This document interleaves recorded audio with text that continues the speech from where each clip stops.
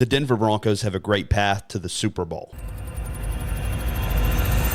What is going on, Broncos country? It's your boy Denver Trav back with another video, and today we're going to be talking about how the Broncos can win the Super Bowl, their path to the Super Bowl, and some things that they need to clean up heading into the playoffs. If you enjoy Denver Broncos content, make sure to leave a like, comment, and subscribe. It helps recommend me to more Bronco fans like yourself. The Denver Broncos are the 1 seed, so currently they are on their bye, so they are not playing anybody in the first round, so they get that first round bye, and in the divisional round, they'll play the lowest seed remaining, and here would be the best option for the Broncos in the divisional round.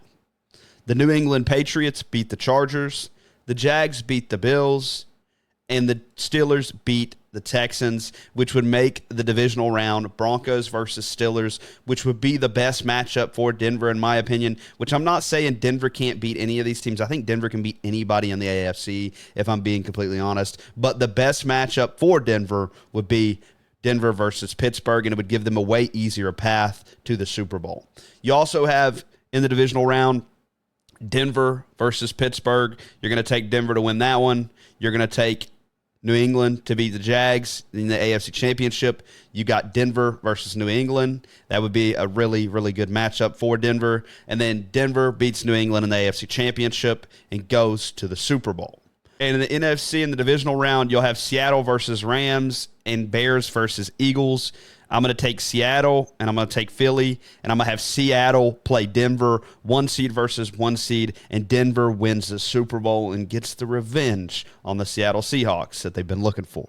Which Bo Nix is going to be a big part of this Denver Broncos deep playoff run. Sleeper Broncos put out, do you know which quarterback has the most first downs or touchdowns on third or fourth down during the regular season? It's Bo Nix with 92. Bo Nix is the clutchest quarterback in the league, and I think, a lot of people don't want to give him credit because of the hate that he got coming out of college, the hate that he got year one, and even the hate that he got year two. He's just one of those quarterbacks that's popular to dislike and popular to hate on. But the truth is even if Denver gets behind in a game, you can guarantee that Bo Nix is going to lead that game-winning drive. He's going to put his team in a situation to win the football game, and we've seen that all year this year. And when you look at the team that Denver has built, you have an elite head coach, you have an elite offensive line, you have an elite defense, and a good enough quarterback to win, and that's what championship-level teams do.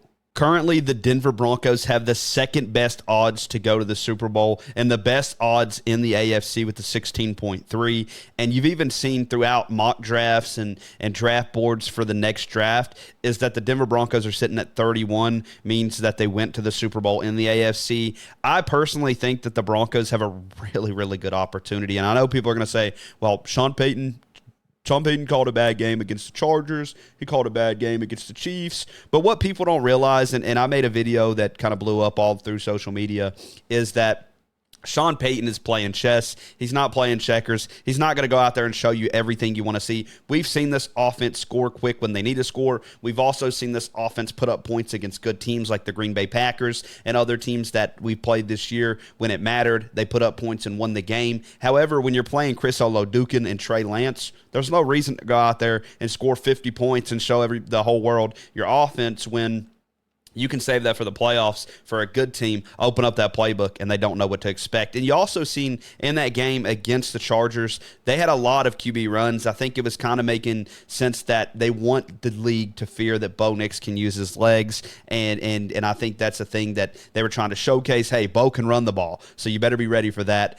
Make defenses, play QB spy, make sure that they're going to try to stop Bo Nix running the ball, which will open up something else on the football field, which is something that I really do like a lot. The last post was just comedy trolling. This is a real post. Sean Payton has the most playoff wins out of all the playoff coaches in the playoffs this year with 9 playoff wins, 1 Super Bowl. Sean Payton could definitely take this team where they need to go. Here's a few things that I think the Broncos need to continue to do to win the Super Bowl or even make it to the Super Bowl this season. First off, I want to say the defense was fantastic this year, led the league in pressures, led the league in sacks, one of the best third down, one of the best red zone defenses in the league.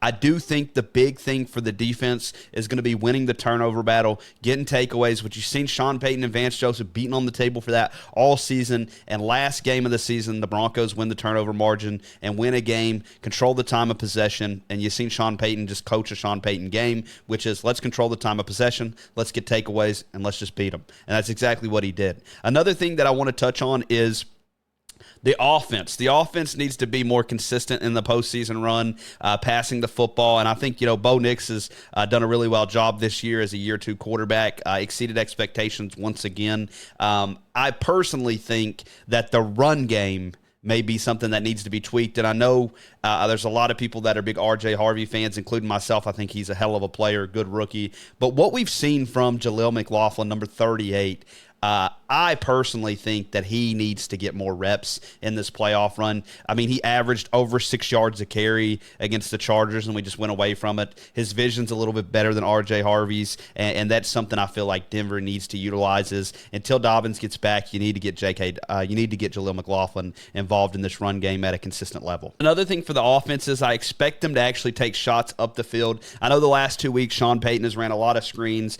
a lot of QB designed runs, and just really didn't open up the playbook and air the ball out. I hope to see in the divisional round that the Broncos are going to air the ball out, take deep shots. I mean, we've seen Troy Franklin had 0 receptions for 0 yards. Cortland Sutton had 1 reception for 5 yards. This offense absolutely needs to get going. The Broncos receiving corps absolutely has to hold on to the football if this team wants to make a deep playoff push. Considering the Broncos are second in the NFL in drops, they have to hold on to the ball because we've seen when they do hold on to the ball, this offense looks absolutely explosive. We've seen it in that Green Bay game. We've seen it in that Dallas game. We've seen it in the Cincinnati Bengal game. When this team hits on all cylinders, they're the best team in football. Make sure to leave a like, comment, and subscribe, and go Broncos.